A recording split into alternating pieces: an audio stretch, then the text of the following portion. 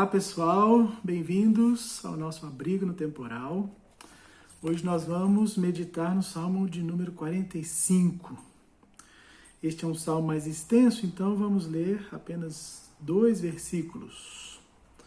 É um salmo escrito ao regente do coro, adaptado para Shoshanim, masquil dos filhos de Corá.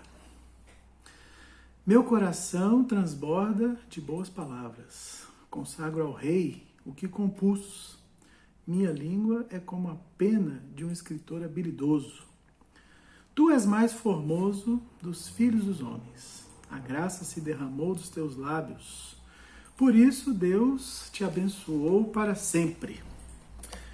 A razão de lermos apenas 2 versos, além da extensão do salmo, e a gente precisa comentar bastante o conteúdo, é que este salmo é muito interessante, primeiro, porque este verso que lemos, ele dá uma indicação clara de que o compositor é alguém muito habilidoso, alguém que sabe usar as palavras. Então ele dedica essa peça a um casamento real, que é o que nós temos aqui.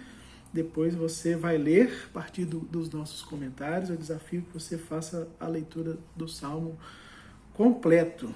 Por quê? Ele tem uma divisão muito bem estabelecida. Dos versos de 2 até 9, o compositor, o salmista, ele exalta as qualidades do rei. Então você vai ver claramente que agora ele começa a falar sobre este rei. Por causa desta beleza poética e dessa descrição perfeita sobre os atributos desse rei, muitos intérpretes têm a impressão de que este salmo se trata de um salmo messiânico.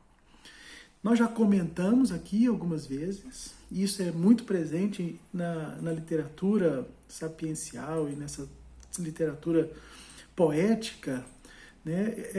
Usar o rei como essa figura, né, de que era ungido, era alguém reconhecido pela comunidade. Então nós temos aqui este rei ungido, porque a unção, né, no Antigo Testamento era dada aos reis, sacerdotes e profetas. Então nós temos aqui um destaque para os atributos deste rei que o salmista vai descrever. Ele é forte, ele é corajoso e ele é gentil com as suas palavras. Logo no verso 2, há essa expressão, né? A sua voz, ela se destaca porque ela derrama graça dos seus lábios. E no versículo 6, nós temos então uma descrição clara da messianidade desse salmo, né? O texto diz: o teu trono, ó Deus, esse rei agora é chamado de Deus, subsiste pelos séculos dos séculos. E o cetro do teu reino é um cetro de equidade. Veja que ele vai destacando todas as características de um rei bondoso, justo, misericordioso. E este rei está prestes a ter este encontro nupcial com a sua noiva querida. E este é o ponto central de destaque. Não destaca apenas os atributos do rei, mas também da noiva que vai se encontrar com este rei. Então, a partir dos versos 10 até o versículo 15, nós temos essa descrição de uma noiva que está sendo preparada, que está sendo ataviada para encontrar-se com este rei justo, bondoso e soberano. Ela é uma mulher muito amada, ela é uma mulher também que é desejada por este rei.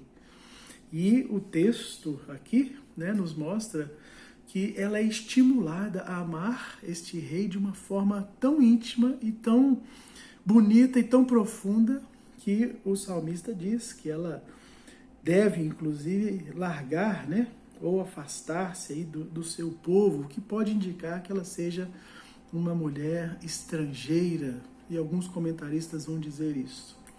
Mas essa noiva, né, ao ser abraçada por este rei, né, e confirmado nesse compromisso de casamento, ela é adornada e é recebida na casa celestial, no palácio desse rei.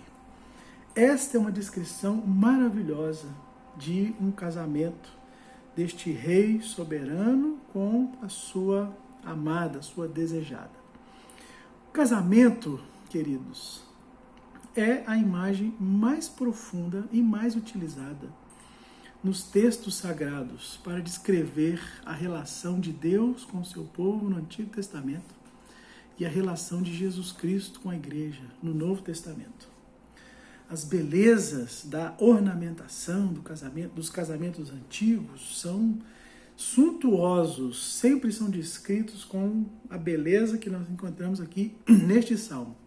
Mas há um aspecto dessa relação que se destaca e torna o casamento um símbolo de nossa esperança, mas também um modelo para as nossas escolhas na nossa vida, na nossa existência. Este símbolo e este ponto central desta relação de casamento é uma promessa que este noivo faz para a sua noiva de se encontrar com ela. Isso é muito profundo, porque nós vamos encontrar nos textos do Novo Testamento, o apóstolo Paulo fala isso lá em Efésios capítulo 5. Ele usa como analogia a figura de um casamento como esse do Salmo 45 para descrever a relação de Jesus com a sua igreja. O que nós aprendemos?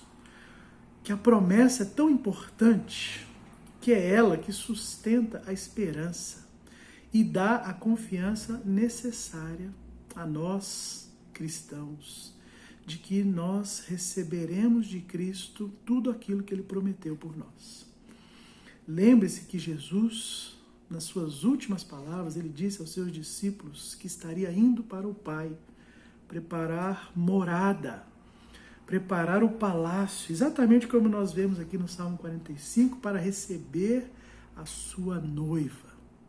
Isso é maravilhoso demais para nós, porque além de reconhecermos esse casamento cósmico de Jesus Cristo com a sua igreja, como nós lemos ali no livro de Apocalipse, nós estamos agora aguardando esta união matrimonial que já teve o seu primeiro passo dado lá no primeiro século, quando Jesus promete que vai voltar para se casar com ela. É por isso que Apocalipse de João, ele descreve: o Espírito e a noiva dizem vem. E o Espírito nos ajuda, nos sustenta, dizendo para nós que todas as promessas que Cristo nos deu são verdade. E Ele vai dizendo para nós, o Espírito de Deus, que nós vamos então nos preparar para esse encontro, como nós acabamos de ler neste salmo. Até que este casamento cósmico se consuma, nós então aguardamos para reinar com Cristo para todo sempre. De fato, este é um salmo muito rico, bonito, e eu quero te estimular a orar nesta esperança viva, que o Espírito Santo possa dizer no seu coração que todas as promessas de Deus são verdade e elas não falham. Assim como a promessa do rei a essa noiva de acolhê-la nos seus palácios, nós temos então a promessa de que Cristo vai voltar, de que toda a nossa esperança será cumprida no dia em que nós estivermos com Ele para sempre. Senhor, pedimos mais uma vez a ajuda do Teu Espírito para que nós possamos permanecer firmes nas Tuas promessas. Temos aqui esta imagem maravilhosa de um casamento, de um rei justo, bondoso e amoroso, com uma serva, com uma filha, talvez estrangeira, como nós, Senhor, andávamos.